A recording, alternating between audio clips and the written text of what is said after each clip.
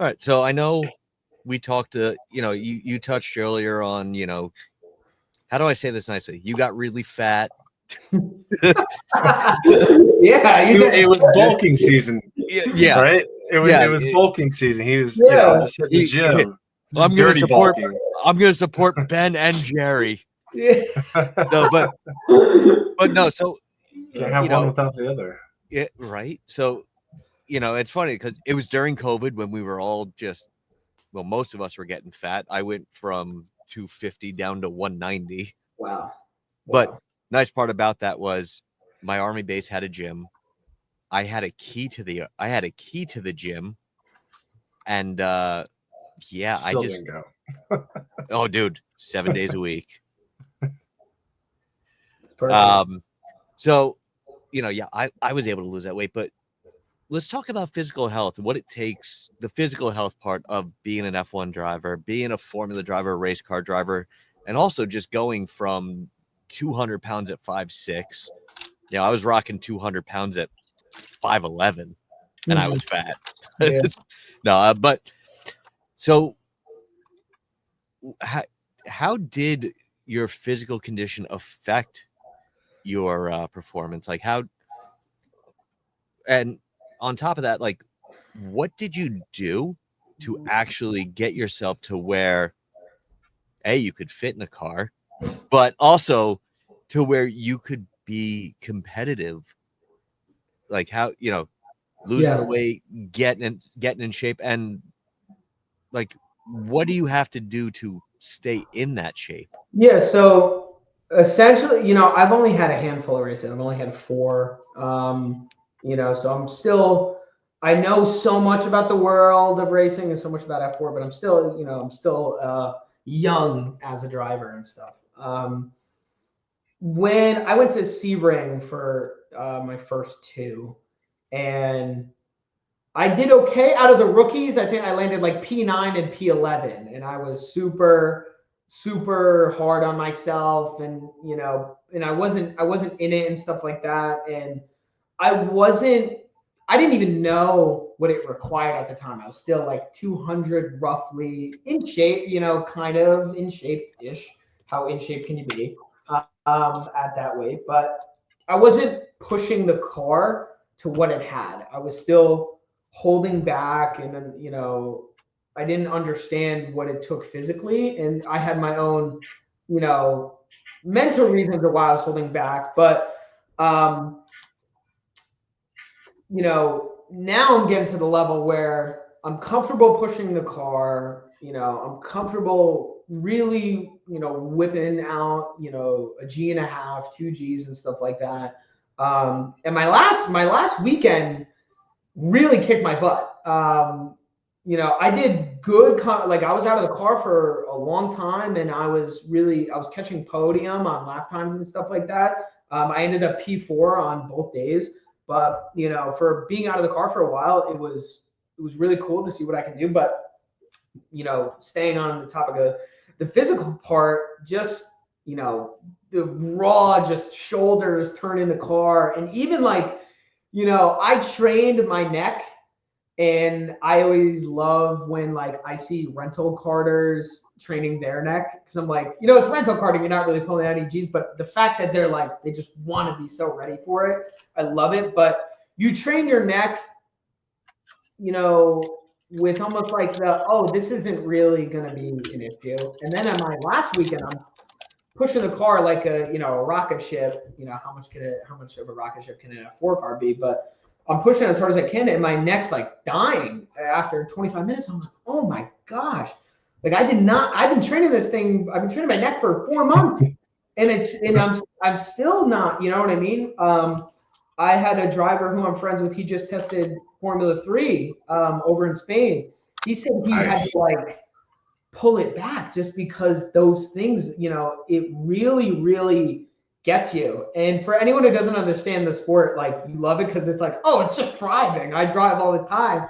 But it's like, when you're fighting that, and you still need all the processing power to really understand where you're at in the race, how you're planning out your next moves. Because it's like chess at 100, and I guess for me, 120, 130 miles an hour. It's like chess. I'm planning out overtakes a lap before they happen, right? So it's rough because you have to be conditioned enough where the car is not taking up all your focus. If I'm really out of shape and my neck's not strong enough and my core's not strong enough and I'm just gassed, all my focus is on just, can I get through the lap? Can I get through the lap? You know, but definitely my last weekend very much kicked my ass. And as I'm getting into bigger and stronger cars,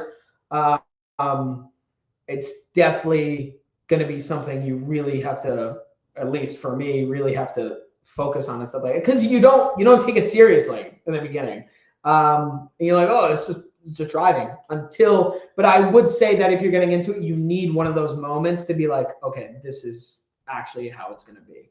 But yeah, it's really just, it's taking care of joints, taking care of, you know, it's also the last thing I'll say on it is I spend a lot of my time just bodybuilding, lifting. I wasn't trying to be a bodybuilder, but lifting and big arms and stuff like that. And you can't be, you know, I was 200 pounds barrel chested in my first race, driving the car like Donkey Kong. And, you know, you can't, you know, like it doesn't work. So, strong joints, just being very nimble and stuff like that. Even though you're sitting down, you're still exerting yourself as if you were sprinting at 70% for a half hour. So yeah, that's my whole take. All right, so I know you mentioned G-forces, and like I think I was telling you, I just bought a new car. Mm-hmm. I threw it in the launch mode, and I pulled 1G on takeoff, and I was like, "Holy shit, this is like a rocket ship!" But how many G's do you normally pull in a race? Like, I know you have your front G's, your back G's, your side G's. What's the most that you're pulling, you know, without wrecking? Yeah, so I know once you wreck, you pull a ton of G's. Yeah, right. With pulling a lot with the wreck. I recently just went to Watkins Glen. Watkins Glen was the first track where I didn't get a break, and because there's so much banking, the track does a lot for you, but it pulls a lot of G's for you. The most I ever got to was like 2.2, which is nothing compared to like what Formula One's doing. But 2.2 initially from a side G, it's like, if anyone wants to look it up that's watching this, it's turned at Watkins Glen in real life. At least for me, it sucked. Because I also I kind of sit forward like this, and I kind of stick my neck out like this. Other racers don't do that, like kind of relaxed. But side G's are definitely worse because we're belted into our Hans device, which holds onto our helmet. So it's like we can't even go like this when braking, really. And then front G's coming at you, it's just you're just going back in your seat, so it's whatever. But the side G's, where you have to look where you're going, and it's 2.2 the opposite way. Definitely the roughest, you know, after 25 minutes. But yeah, low twos. I couldn't even put an exact number on it. That's pretty much it. Hopefully, I kind of want to see what it feels like to get up there, but you know, I guess we'll see. You know.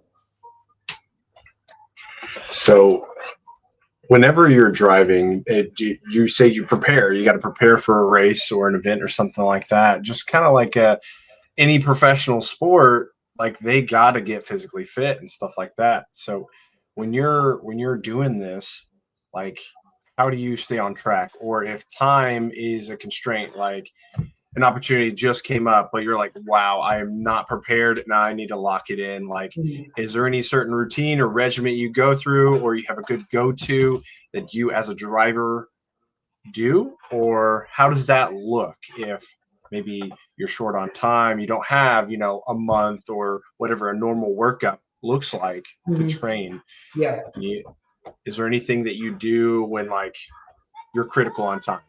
Yeah. So being in the sport you're in, it's definitely, you want to maintain the same thing with any sport. You want to maintain being in, like, you know, being ready to go. Right. So racing is like a year-round thing because seasons end in December. You start testing in the end of January. You know what I mean? So you always want to be in that spot where you're good. I started taking the actual medicine I needed to kind of take care of my medical issues, you know, helped me get, all my hormones on balance and stuff like that. So going from the highest I ever was 160 now, maybe a little bit below 160. So being lighter feels, so much better. So now I'd say I'm in that state of like, I'm ready to go when I need to be. Obviously, you never turn down a seat.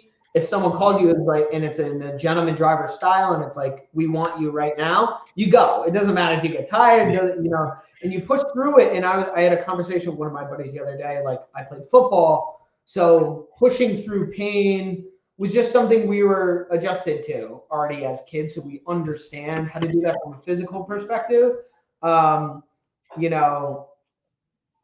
But any sort of specific regimen, I'm just making sure my neck is on track.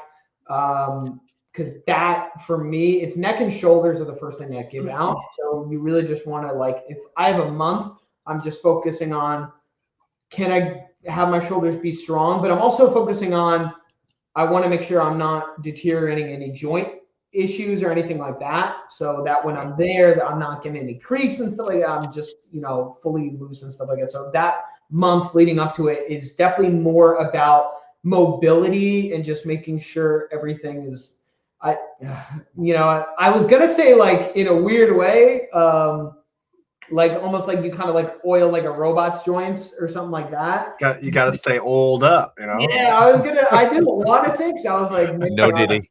You're on live. Don't do that. Is Diddy in here? Is Diddy in the chat? I'll leave it at that. But you gotta remain a well-oiled machine, right? Instead of just oiled up, Hey, Nick, we got a question from the chat for you. Yeah. What is so this is from ICAT Max, who is from South Africa, by the way. Yeah, you have an international audience. Yeah. What is the most difficult track you have raced on, and what made it as tough as it was? Yeah, what I was just talking about, Watkins Glen, Sebring, and other tracks. You have those breaks, you have those long straights and stuff like that. Watkins Glen is like, you don't have a break there. Anyone who's played it on sim even knows you're just going. In real life, it's way worse, because talk about physical exertion. Banking makes the G's pull even harder, because you're going faster and it's catching the car, which means you're just getting pushed even harder. But there's no brakes at Watkins Glen. It's except maybe through the S's, but that straight is only like 4-6 seconds long, and you're already thinking about going through the bus stop. So physically, from a physical perspective, Watkins Glen was the hardest. Definitely a very technical track because of the banking.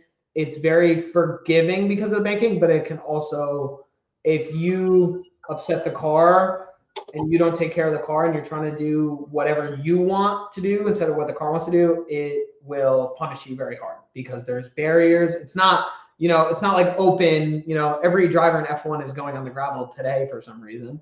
Yeah, I saw that. Yeah, we have no runoff really. So except only in a couple turns. So if you lose it, you're losing a good part of your bank account as well. So What's keep that in mind. It's not only hurting you, it's hurting your wallet. Yeah. What's your dream track? If you say Monaco, I swear to God, I will come to this computer. I will come through this webcam. Street circuits you can't do, right? But it's been an ongoing forever battle with Silverstone and Spa. Spa is taking that like 51% versus 49% Silverstone though. So I'd say Spa as of right now, but it's a forever battle between those two. All right. Okay. I'm actually curious. I want to see what the Spa racetrack looks like now. Oh man. Oh wow. Spa, yeah, so Spa has its Spa's got some history behind it, and lately it's got some sad history. Talking like Antoine Hubert. He was what, Formula 2 or Formula 3? 2, right? When he had his accident? Yeah. So I know, Rin, you don't know much about Formula, but what was that, 2-3 years ago? So there's a lot of names in there that were friends with this guy. They all kind of came up through karting together. And unfortunately, and I watched the race the other day. He unfortunately lost his life on that track at what, 20 years old. Yeah. And it was just a freak accident that made a lot of changes, but they all came together from that, and they still honor him every year with a run around the track, which is beautiful to see. Yeah. But yeah, Spa is oof. Since we're so new to this way of streaming, I'm not gonna attempt to put it up there. But it looks beautiful. Yeah. Hold on. I mean, just the scenery alone. Yeah, if you can get it up there. Yo, Rin, shoot me the link. Shoot me the link real quick. Here, I'll just shoot you the picture. I forget what turn it is, but Oscar was describing how from one of the turns, you can actually see turn 1 because of just all the elevations, and it's like turn 1 is like 2 miles, but if you look up, you can see it while you're running the track. So I have one of my best friends is from the UK. Congratulations to him. He actually just became a radical factory driver. This kid is a very wicked, incredible driver. And he's doing Spa. He's doing like these crazy he is tracks. Doing your dream track. That is awesome. So, and he's Can you ask him for a ticket?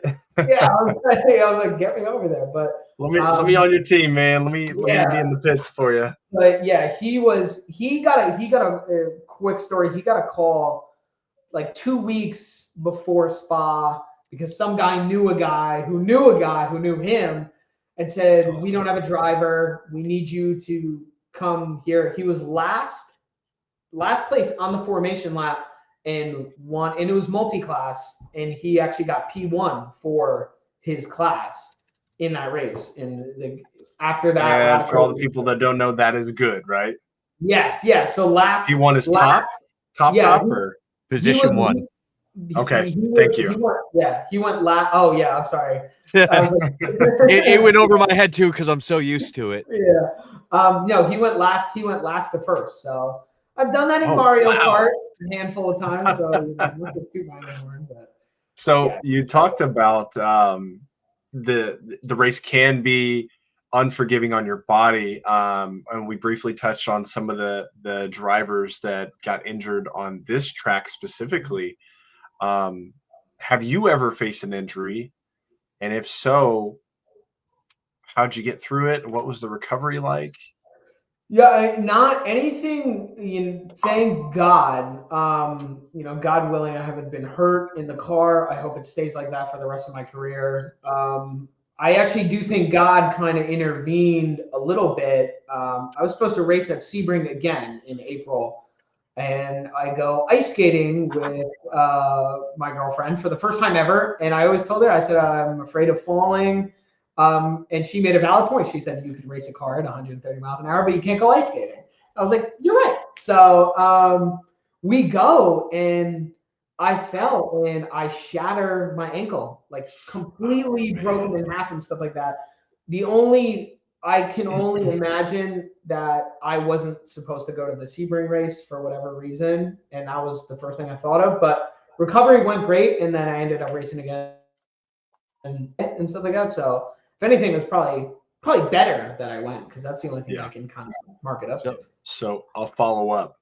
Do you know anybody in your racing, or anybody? Have you heard of anybody kind of close, or like a friend of a friend getting injured and like their road to recovery? Like, if you can speak on it, like what was their injury? How did they get past that? Was there a certain workout? Was there a certain physical therapy? Like, what did that look like? Yeah. So, I know a guy, he ended up, he was in Formula 3. He broke his wrist in the car.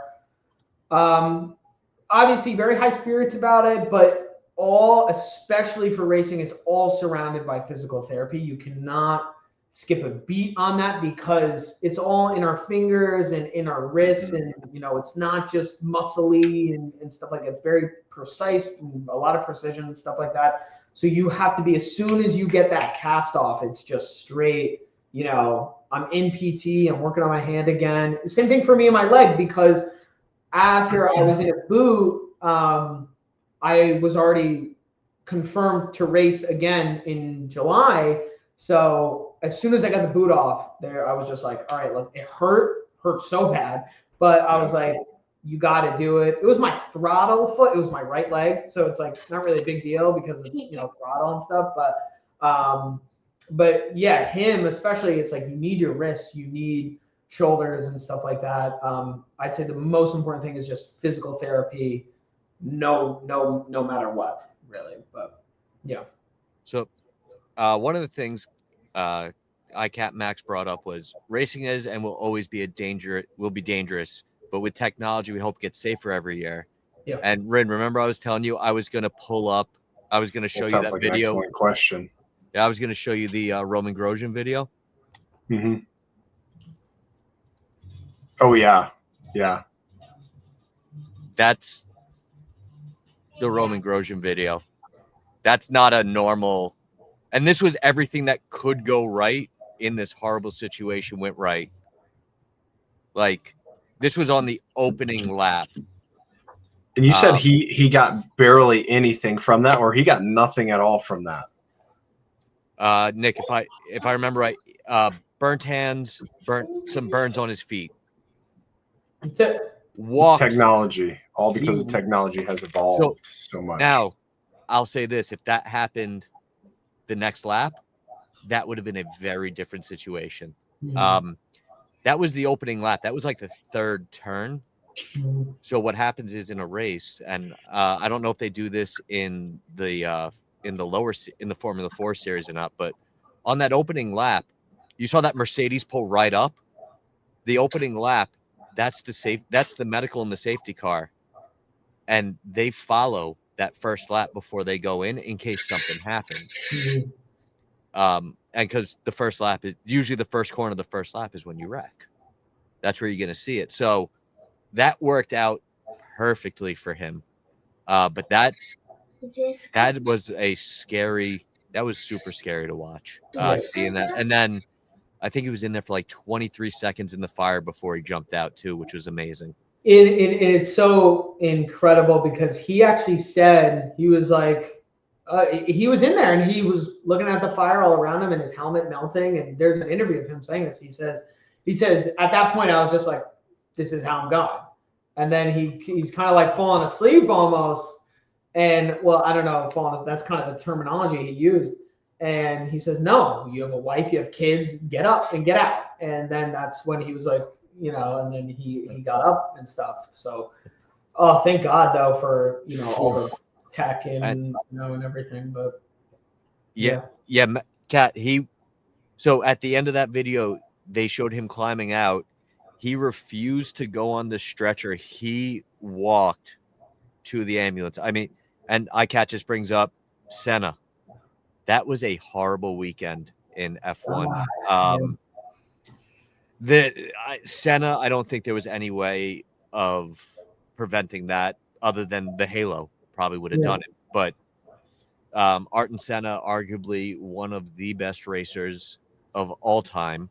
Yeah. And I do say arguably because, of course, Schumacher, Hamilton, Verstappen. Yeah. So many great names in that. But yeah, Senna, unfortunately, when that shock broke and it went, or I think it was a piece. No, that was the day before that the piece cracked someone in the head. And that was Kimi Räikkönen, I believe. Senna took the suspension bar through his helmet. There was no stopping that. I don't even think a halo would have helped him, unfortunately. Yeah, that was a sad day. And then when you saw like his friend died the day before, and yeah, that was a rough day for racing. Oh my God. Yeah, I have the privilege of being friends with Sebastian and Oliver Weldon, two phenomenal young men racing right now. They are the sons of the late IndyCar driver Dan Weldon. Same story, right? Being in oval racing, IndyCar, you're going 230, right? But Sebastian is actually, I believe, in second place in the standings in F4 Italy, the hardest Formula 4 championship in the world. So Oliver is crushing USF Juniors right now. So very, very cool to be, friends with them, and very, very cool to kind of see that progression. But yeah, Dan Weldon, I had to throw that out there too. Yeah. No, that's amazing. And it's cool the connections you make. Like I know I told you some of the connections I've made, and and it's funny, we were talking probably 3 months ago about the Cadillac F1 team, and here it is. Yeah. But oh gosh. so now that we've talked about all this beautiful, death and destruction and getting just all depressed, let's talk about mental health. Let's talk about some mental health. No, but so I mean, look, we see what can happen in racing. We've just shown a perfect example with Roman Grosjean of something bad going right, but we also talked about Art and Senna. So we know what can go wrong, but during your time in racing, what's one of the darker mental health times you've had where either something happened on track or just something wasn't going right and you were kind of going down that rabbit hole? Yeah, I actually have a very perfect answer to this. Nothing. I'm fearless now. Okay. Fear fears me. There's Jack Daniels for that. No, don't drink. It's bad. I learned. I'm going to keep referencing my last race at Watkins Glen because I probably learned the most about myself as a racing driver at that race. It was the first race I got into after breaking my leg. And breaking your leg, I have a titanium plate in my leg now, so I'm very there is that state of you're very cautious, very, oh my gosh, I don't even want to jump because I don't want to twist my ankle and it breaks. And if you don't I didn't explain how I broke it. I literally fell on myself. It was the most unathletic thing ever. I fell on my own leg and it just I was the wrong way and it just snapped. But 2.5 pounds of force to break an ankle. Yeah, it's insane. But yeah, you're very cautious, and this has never happened to me before. It's 2 a.m, the night before my first practice, and I remember they fitted me for the seat, and I hadn't been in the car for a while. They fitted me for the seat at 6 p.m. I'll go back a little bit, and I'm already getting a little. I'm like.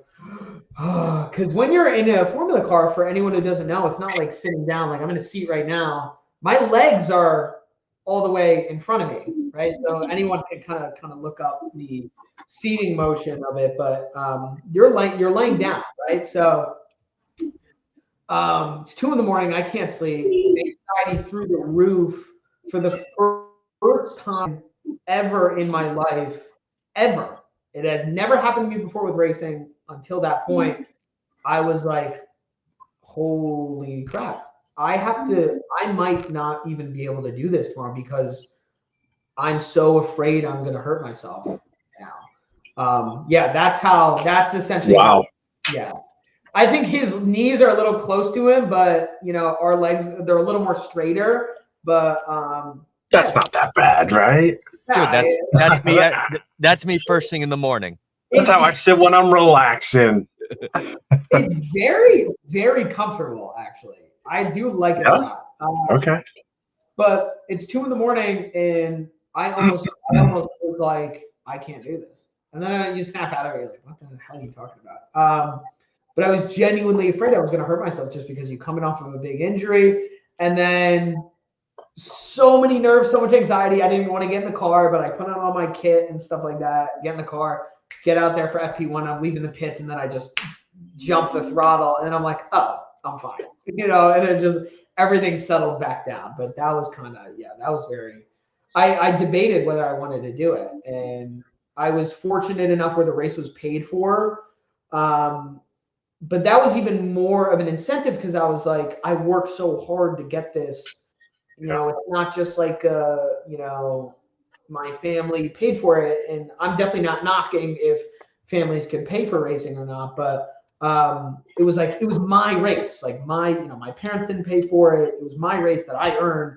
So that's why I was like, all right, you broke your leg ice skating. I think you're going to be okay. to add insult to injury too, I saw on social media a young man who lost both of his legs in a F4 race. I saw that too. One in a million crash, right? Same thing as the Haas and Roman Grosjean. Still And racing. he was back in the car 11 months later with 2 prosthetic legs. I was like, if he can do that and not Modified? I was like, No. I think It's crazy. No, he's got the 2 spatula legs going. Yeah, 2 Nice. prosthetic legs. I was like, I think, and he got podium, and I was like, I think I'm good. Yeah. But Yeah. So yeah, now I know one of the questions was, you got to have some insane core muscles for that, to do that for it. Now the seat kind of angles you that way, right? You're not just sitting there in like the child birthing position, like, I got this. Yeah, no, the seat. So when you're like, I'll use my phone, right? So when this is like in your road car, this is like my butt is sitting on here. And it's pretty much like this. It's angled up, like, so my butt is like down here and your legs are kind of on an angle upward. So it's very like, it is very, very comfortable. And you are kind of, you're not like just in a baby planking pose. But I love it. So I'm super sad to go to GT and have it be like a normal seating position. But yeah. Oh, and so the positions change when you go. In GT, it's a little bit less. Your legs are super in front of you just because it's a regular car at the end of the day. So it's a little more in line with how a road car would be. Okay.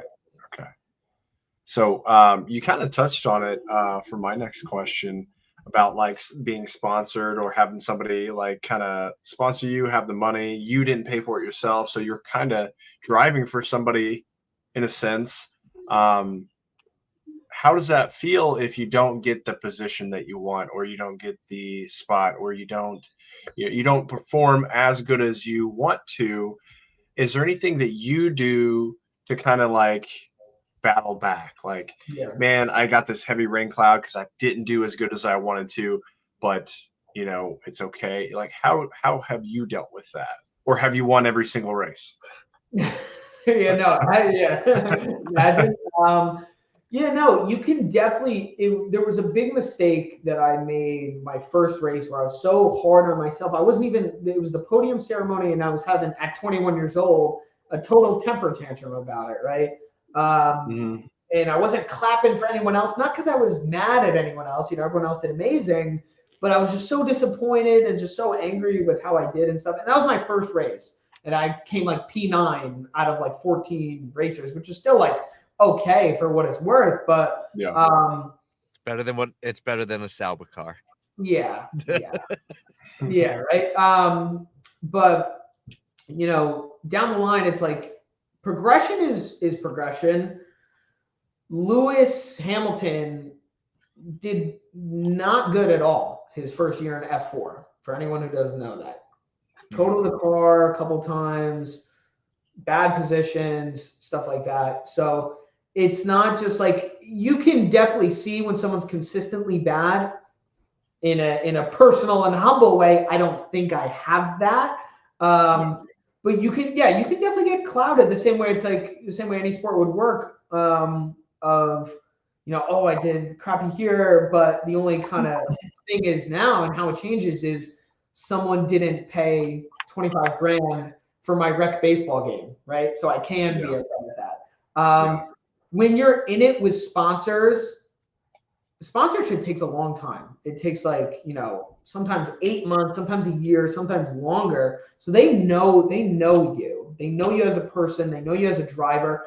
A lot of the times in the lower level series, it's more about business incentives. So more about presenting them to, high impression rates and a lot of people. So in a usual circumstance, a sponsor is still getting what they want, regardless of your positioning.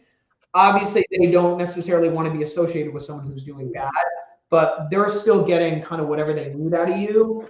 So that also kind of takes the pressure off when you realize it's not like, oh, if I don't come in podium, then I'm losing this sponsor. In most situations of sponsorships and partnerships, it's not like, oh, you have a bad race or two and you're going to lose the sponsor. Does that make sense? Podium is which positions? Is that like top 4, top 5? Or? Yeah, so it's like what people like. It's so annoying because no one actually realizes how hard it actually is to get first place in a race, let alone second and third and stuff like that. Mm-hmm. So when you're with all your friends, they're like, "How many of you won?" And I was like, "None." Right, because that's what matters, not how much work you put into it. Yeah, If you ain't first, you're last. Exactly, yeah, right. Ricky Bobby. It's more. I always tell people this. It's less about can you get a podium twice, and more about can you bring the car home enough times consistently, like P5 position. I say P meaning like place you come in. So if I ever say like P5, just like I came in 5th. Coming in 5th, coming in 4th. Even coming in 6th. Like I'd say like the sweet spot you really want to be for consistency, obviously, is podium. But like if you can maintain it within that like 1st to 5th place, just over and over and over and over again, I'd say you're a phenomenal racer if you can really keep it within those rounds from season to season. But sponsors, like, what they don't want seeing is their name in the car and you're trashing the car. You're pulling a Logan Sargent. I'm sorry, Logan. Every other race, you're just smashing. Wait. Let's not hold on. Logan Sargent's a great American hero. He just didn't do great his season. Let's make fun of Lance Stroll. Yeah, facts. As I say, Yeah.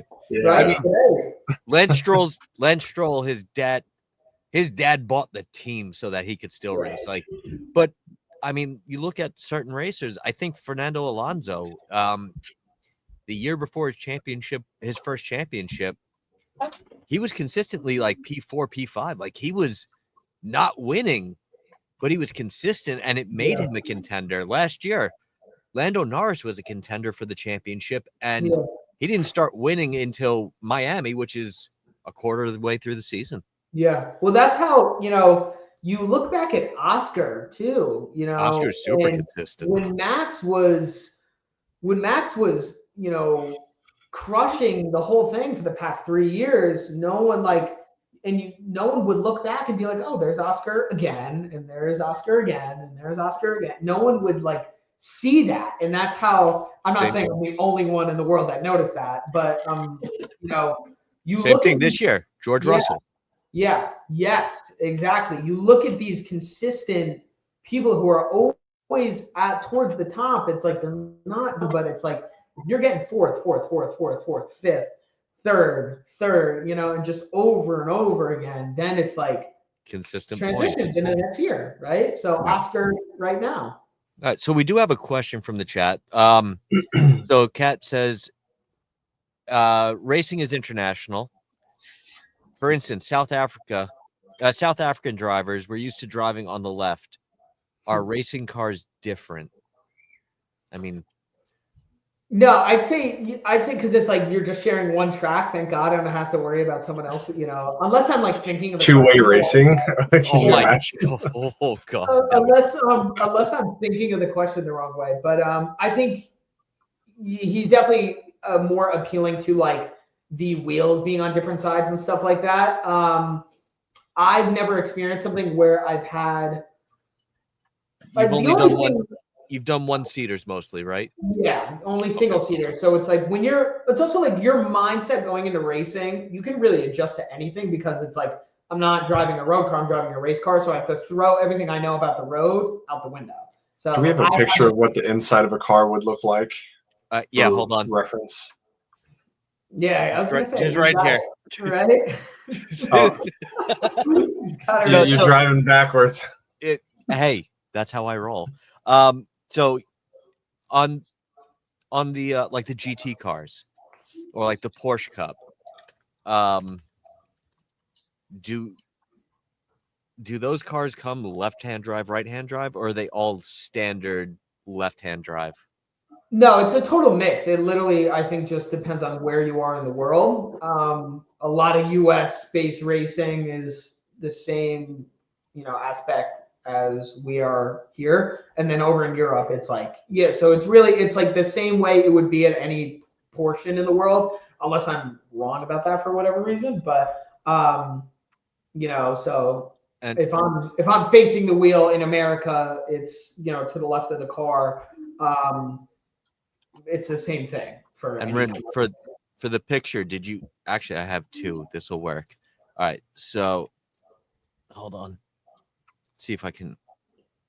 So let's see if I can make this work. Oh, come on. So those GT4 cars just highly modified, but they're just same thing as you know, your Prius that you drive to work every day. My little Toyota Corolla. I got you. Yeah. No, I mean, people also don't realize like it's just a shell of the car. So, you know, that you buy a Porsche, turn it into a race car, you're taking everything out of that car and just replacing it with anything that has to do with racing. So it's not even kind of what it used to be, I guess. But Follow up on that for you, Nick. So she's saying she used her left hand to change gears, or is it like, how do you shift and stuff? Is it you like go down, or is it you do it on the wheel, or how does that? Yeah, I've only ever been in, you know, sequential shifting, so paddles really. That's all. I'm too afraid to do H pattern, which is literally the footwork and the heel toe and clutch. And I had to do it during my training. I was okay at it. I'm sure if I spent a month doing it, I'd be fine. Back in my day, that's all our cars had. Yeah, I was gonna say my coach in the 1900s. Yeah, my coach called me a princess.